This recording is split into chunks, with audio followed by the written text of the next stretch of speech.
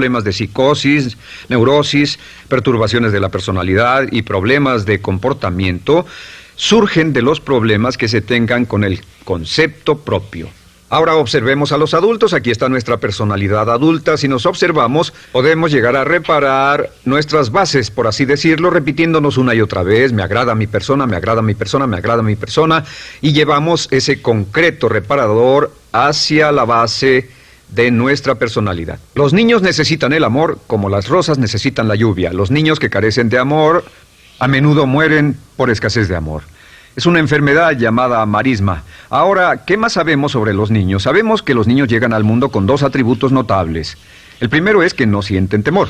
Los niños nacen sin temores. No temen a nada excepto a caerse y a los ruidos fuertes. Y esto se expresa en sus actitudes: yo puedo. Los niños llegan al mundo pensando que pueden hacer cualquier cosa, y quien haya criado a un niño hasta la edad de 3, 4 o 5 años sabe que debe pasar esos primeros años evitando que se maten, porque son como pilotos japoneses, porque no le tienen miedo a nada. Su segundo atributo es que llegan al mundo totalmente espontáneos. Dicen lo que quieren, hacen lo que quieren, son totalmente desinhibidos. Totalmente. Ellos no temen hacer nada de lo que desean, y esto se expresa en su actitud: no quiero. No tengo que hacerlo. Si ha tratado de controlar a un niño, lo habrá visto. Lo primero que dicen cuando comienza a darle órdenes, lo primero que aprenden es: no tengo que hacerlo. Claro, a veces cambiamos sus mentes de una u otra forma, pero estos son los dos atributos con los que los niños llegan al mundo. Llegan al mundo sin temores y desinhibidos. ¿Qué significa esto? Significa que nuestro derecho innato natural es no ser temerosos y ser desinhibidos. Y solo cuando podemos crear la misma situación en nuestra vida adulta, cuando no tememos y somos desinhibidos, nos sentimos a gusto con nosotros mismos. Las mejores organizaciones, las mejores compañías son las que crean un ambiente donde nos sentimos sin temores y sin reservas para ser nosotros mismos y para hacer lo mejor de nosotros. Al crecer descubrimos que los niños aprenden de dos maneras. La primera es por imitación. Imitan a uno o a ambos padres, en especial al padre dominante. Algunas veces el padre dominante cambiará cuando crezca el niño, y a veces los niños imitan al padre, a veces a la madre, pero aprenden por imitación. Muchas características y hábitos que tenemos como adultos los aprendimos de nuestros padres. ¿Alguna vez ha tenido la ocasión de gritarle o reñirle a uno de sus hijos? Verá que le dice las mismas cosas que le dijo su padre a usted cuando era niño. Así que imitamos. A veces imitamos su caminar, a veces su forma de hablar, a veces imitamos sus valores, sus creencias, etc. Aunque esos valores y esas creencias no tengan ningún valor. ¿Por qué? Porque nuestros padres eran así cuando nosotros éramos niños. La segunda forma en que aprendemos es pasando de la incomodidad, lo que no se siente bien, hacia la comodidad. Freud llamó a esto el principio del placer. O sea que nos movemos hacia aquello que nos hace sentir cómodos, lo que nos da placer, lo que nos hace sentir bien con nosotros. Nos movemos de la incomodidad hacia la comodidad. Así es como aprendemos a no mojar el pañal, por ejemplo. Sabemos que no es agradable caminar con popó o pipí en nuestros pañales. Vemos lo que hacen nuestros padres, vemos lo que nuestros parientes hacen y decimos: estas personas no hacen lo que yo. Así aprendemos a caminar y lo demás. Así que de la incomodidad hacia la comodidad. Durante toda nuestra vida, por cierto, así es como aprendemos. Imitamos leyendo lo que otras personas hacen, estudiando libros y en el trabajo, imitamos cuando vamos a la escuela, y hacemos lo que nos da resultados positivos, lo que nos da refuerzos positivos, y hacemos cada vez menos las cosas que nos causan incomodidad o dolor. Ahora, muy temprano en la vida, como equivocación o como resultado de una equivocación que los padres cometen en la crianza, los niños comienzan a aprender hábitos y patrones negativos. Los patrones y hábitos negativos tienen sus raíces principalmente en la crítica destructiva. La crítica destructiva comienza muy temprano en la vida, a veces en los primeros meses.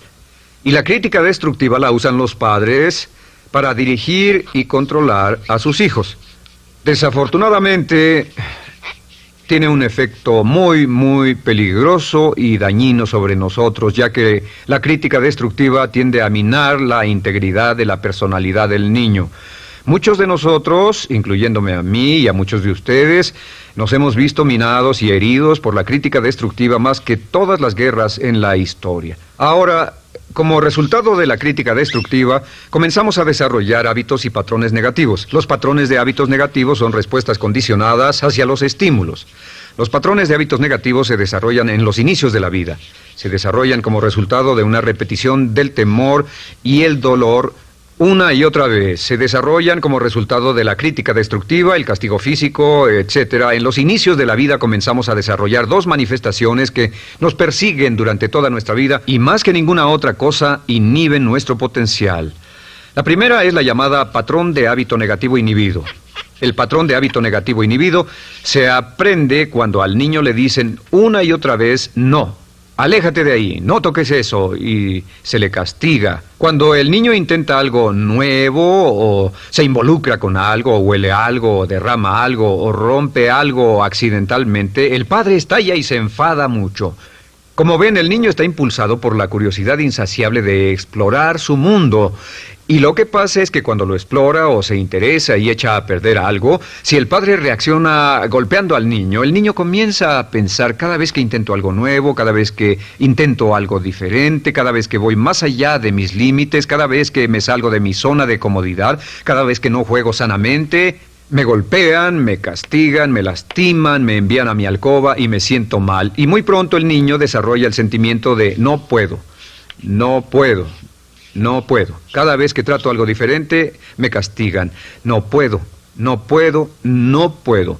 Es como la respuesta de Pavlov. Pavlov sonaba la campana y le daba de comer a un perro, y el perro salivaba, y Pavlov alimentaba al perro. Mientras sonaba la campana, el perro salivaba y siguió haciendo eso, y después Pavlov solo sonaba la campana y el perro salivaba. Lo que pasa en la vida adulta es que esto crea lo que llamamos temor al fracaso. El temor al fracaso es una respuesta condicionada a un proceso de crítica destructiva que ocurre en los primeros 5 o 6 años de la vida. El temor al fracaso automáticamente nos activa, nos sentimos ansiosos, tensos, intranquilos, sentimos presiones y estrés en nuestro plexo solar, sentimos ganas de retirarnos del evento, y el temor al fracaso es la razón principal por los fracasos en la vida adulta. Es la razón principal por la que evitamos cumplir plenamente nuestro potencial. De hecho, todos los patrones de hábitos negativos se experimentan en el cuerpo físico. Puedes saber cuál es un patrón de hábito negativo porque se siente en el cuerpo físico, precisamente. El patrón de hábito negativo inhibido, el temor al fracaso, el no puedo, ocurre primero que todo en el plexo solar. ¿Ha tenido la ocasión donde debe hablar frente a un grupo, debe ir a una revisión de su desempeño o debe hacer una llamada determinante? Primero su plexo solar se aprieta. Si el temor continúa, su respiración se acelera. Su corazón comienza a latir apresuradamente, su frecuencia respiratoria aumenta y le duele la cabeza como migraña en la parte frontal, su garganta se le cierra y no puede hablar y se le seca la boca por completo, y como se pone tan tenso y asustado, va corriendo al baño. Estas son todas las manifestaciones. No hay peligro físico, pero sí peligro psicológico, una respuesta condicionada. Cuando sentimos estas cosas, la tendencia es retirarse de la situación que las ocasiona, y es la razón por la que no logramos mucho si retrocedemos.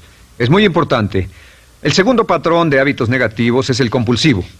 El patrón de hábito negativo compulsivo se aprende cuando a los niños se les dice una y otra vez, más vale que lo hagas. Si no lo haces, tendrás problemas o me las pagarás. A los niños se les convierte en recipientes del amor condicionado. Los padres no intentan hacer esto, pero lo que hacen es sugerirle al niño, no te amo, por lo tanto no estás a salvo, a menos y hasta que hagas lo que yo quiero. El niño crece sintiendo, tengo que hacer lo que quiera mi mamá. Debo complacerla, debo complacer a papá, debo complacer a los demás, debo complacer a mis parientes, y a veces debo complacer a mis semejantes, debo complacer a mis maestros, debo complacer a todo el mundo, y crecen con esto, debo. No puedo hacer lo que quiero hacer, debo hacer lo que complace a las demás personas. Este patrón de hábito negativo muy temprano en la vida se traduce en el temor al rechazo. El temor al rechazo lo experimentan los hombres como adultos como un comportamiento tipo A. Hablaremos del comportamiento tipo A posteriormente. El comportamiento tipo A es una necesidad compulsiva o excesivamente compulsiva de complacer de algún modo a alguien sin normas de comportamiento, prácticamente sin pensarlo. El temor al rechazo nos impulsa, nos hace muy sensibles a las necesidades de los demás. Hacemos cosas que otras personas quieren, no hacemos lo que nosotros queremos. Siempre estamos tratando de complacer a los demás, tenemos preocupaciones o nos importan las opiniones, sentimientos y actitudes de otros hasta el punto donde ocultamos nuestras necesidades. El temor al rechazo se siente en la columna del cuerpo. Se divide el cuerpo a la mitad, y se siente hacia abajo en la mitad posterior del cuerpo. El primer lugar donde comienza a sentirse el temor al rechazo es generalmente en los hombros y el cuello. Nos sentimos entumidos, duros, tensos. Cuando tenemos mucho que hacer sentiremos un estrés tremendo en la columna. Los músculos se estiran en la parte posterior. A veces se manifestará como flebitis y venas varicosas y a menudo nos darán dolores de cabeza en la parte posterior de esta porque las arterias carótidas que llevan la sangre hasta la cabeza, los músculos a su alrededor se contraen y la cantidad de sangre que fluye hacia la cabeza fluye más lentamente y se siente un terrible dolor de cabeza en la parte posterior. Estos dos temores, los patrones de hábitos negativos compulsivos, el compulsivo y el inhibitorio, son resultado de la crítica destructiva, el gran destructor de la personalidad que nos persigue durante toda la vida. Y lo maravilloso de todo esto es que como son patrones de hábitos aprendidos, podemos olvidarlos. Podemos acabar con el temor al fracaso que nos detiene. Podemos acabar con el temor al rechazo que hace que hagamos cosas que complacen a los demás en vez de complacernos a nosotros, trabajando con nuestra propia autoestima. Porque existe una relación inversa entre la autoestima y el patrón de hábitos negativos. Porque entre más se agrade a sí mismo, menos teme al fracaso. Entre más se agrade a sí mismo, menos teme al rechazo. Entre más se agrade a sí mismo, menos temerá a cualquier cosa. Y si sigue repitiendo, me agrada mi persona, me agrada mi persona, me agrada mi persona una y otra vez, si sigue diciendo esto, con el tiempo su autoestima sube más y más y más y más y sus temores desde luego bajan. Cuando su autoestima sube, sus temores van en dirección opuesta. Ahora, ¿cómo enfrentar la crítica destructiva si debe criticar a otras personas? Pues eso es muy simple. Muchos padres nos han preguntado eso. ¿Cómo se controla a los niños? Una de las claves para controlar a los niños es dirigirlos para que hagan algo constructivo en lugar de hacer algo destructivo. Otra cosa que debe recordarse es que lo que quiere hacer es que quiere dar una crítica informativa, crítica constructiva, lo que significa que se les dice a los niños lo que pueden hacer o a los adultos lo que pueden hacer mejor. Todo el propósito de dar retroalimentación de cualquier tipo es mejorar el desempeño. Si es padre o si es jefe o si es una persona en una relación, si una persona está haciendo algo malo o inadecuado, todo el propósito de darles cualquier tipo de retroalimentación es para que puedan hacerlo mejor. Sin embargo, existe una relación directa entre la autoestima y la crítica destructiva. Cada vez que se critica a una persona, su autoestima baja. Y cada vez que su autoestima baja, su habilidad para desempeñarse baja. Si critica a una persona en forma destructiva demasiado tiempo, llegará a un punto donde no intentarán nada. Se convierte en lo que llamamos hipersensible. Un adulto hipersensible es aquel que no puede aceptar críticas de nadie. Un adulto hipersensible es una persona que está muy tensa, ansiosa, si siquiera sugiere que no está haciendo lo correcto. Si trata con un adulto hipersensible, la clave es sentarlo y recordar 4 cosas. Número 1, comenzar con alabanzas. Número 2, proteja la autoestima de la persona a toda costa. Número 3, discuta el desempeño y no a la persona.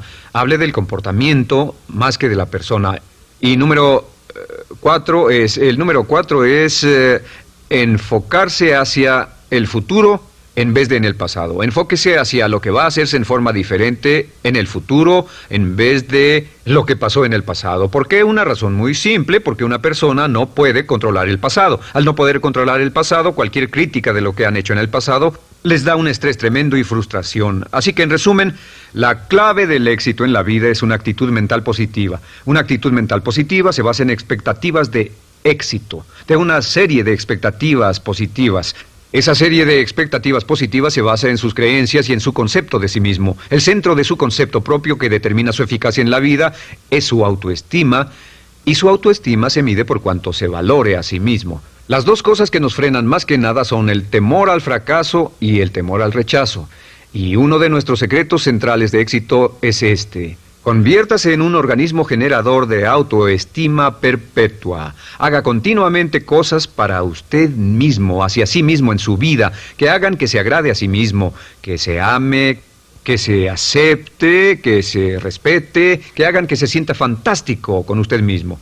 Si es un jefe o un padre, no olvide que la clave para el máximo desempeño en su hogar y en su trabajo es hacer que las personas se sientan maravillosamente consigo mismas. Entre mejor se sienta consigo mismo y más se agrade, más probable será que logre que las personas a su alrededor lo quieran, lo acepten, lo respeten, se respeten.